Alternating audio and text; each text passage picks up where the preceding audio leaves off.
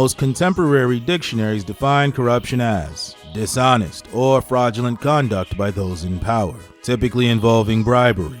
However, corruption can more precisely be defined as a system structure. System structures are made up of people who engage in thought, speech, or action towards a shared goal. For every process, there are prescribed methods for completing such a process. Any deviation of those prescribed methods in order to harm your perceived enemies or to favor yourself, at that moment, one is said to be engaging in corruption. Corruption isn't limited to developing nations. Many developed nations are in their own ways dealing with corruption.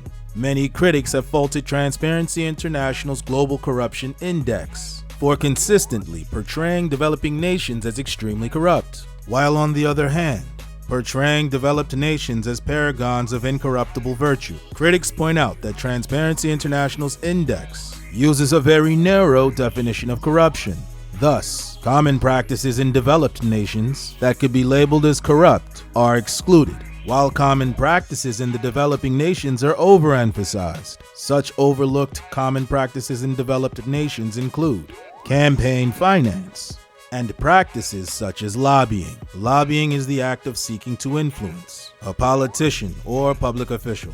More often than not, that influence comes in the form of hard currency. It's recently been reported that over the last decade, some of the most profitable companies paid more to lobby Congress than they did in federal income taxes. If lobbying took place in any other sphere of life, it would most certainly be called corruption.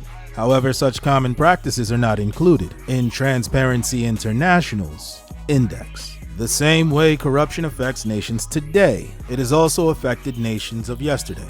This is demonstrated by the fact that whole empires have been taken down due to internalized corruption. Many often speak of the mighty Ottoman Empire. However, few speak on one of the root causes as to why it collapsed, and one of the major causes was corruption.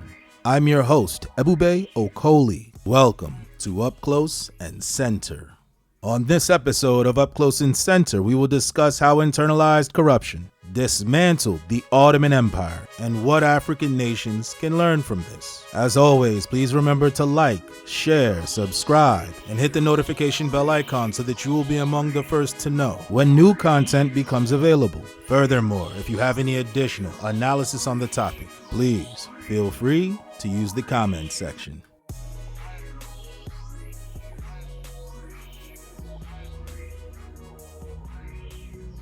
The Ottoman Empire was one of the world's greatest, most advanced empires. The empire ruled and controlled much of southeastern Europe, Western Asia, and North Africa between the 14th and early 20th century. The empire was unique, and its decline was just as equally unique.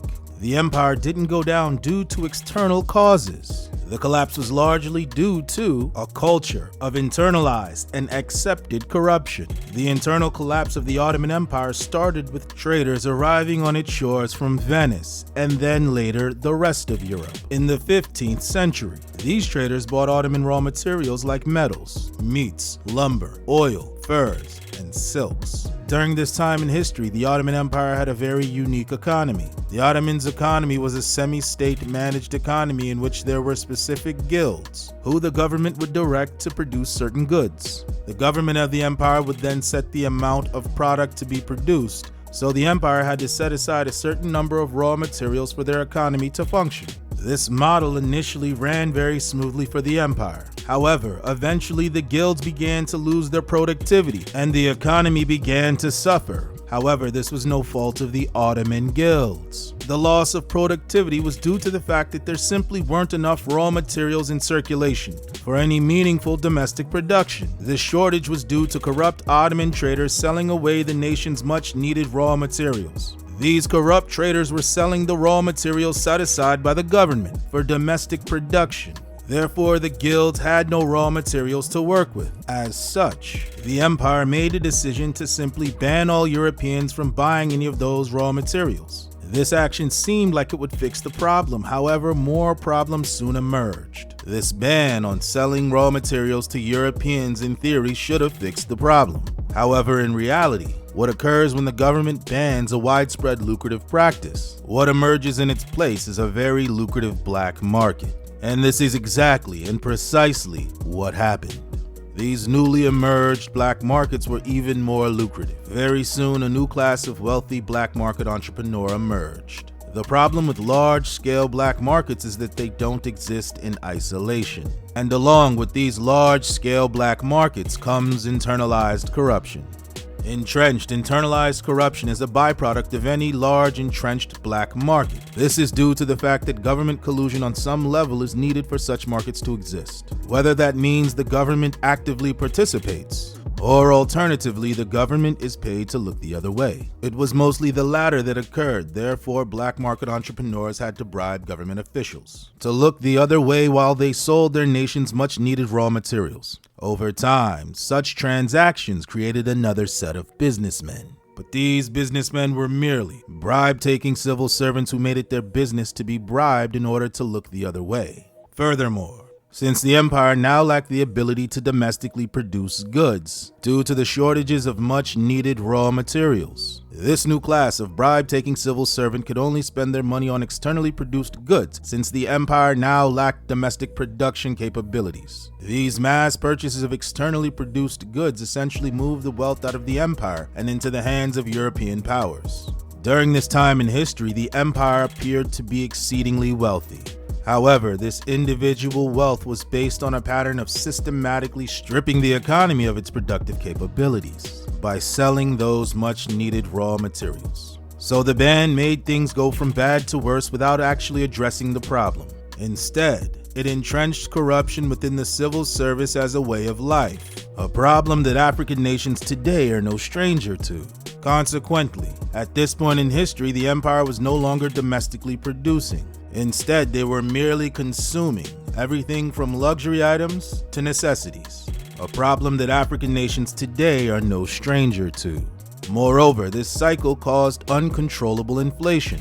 Inflation in and of itself soon became another burden for the empire, as the empire soon began witnessing staggeringly high inflation, a problem that African nations today are no stranger to.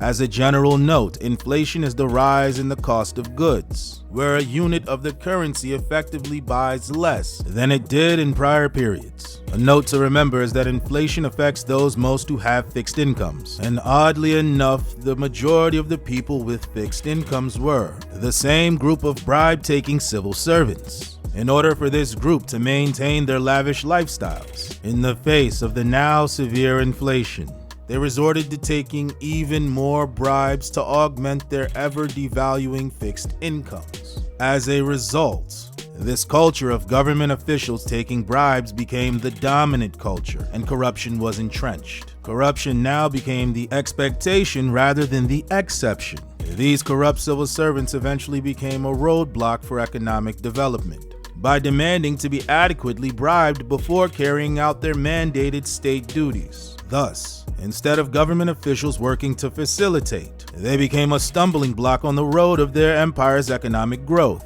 In order to combat the rampant corruption in the administration, the empire went as far as raising the salaries of the civil servants, in an attempt to dissuade civil servants from engaging in the rampant corruption that had already taken root. However, due to the fact that the Ottoman economy had very little domestic production, and the economy was based primarily on consumption, this meant that the state was merely minting money out of thin air. This, in return, escalated inflation even further and created a vicious cycle of inflation, corruption, and more inflation. Ultimately, the empire's attempt to expunge the corruption and advance government efficiency only exacerbated the problem. And before anyone knew what had happened to the empire, it had already become the sick man of Europe. The Ottoman Empire was a unique empire, and its decline was just as equally unique. So, what can African nations learn from the example of the Ottoman Empire?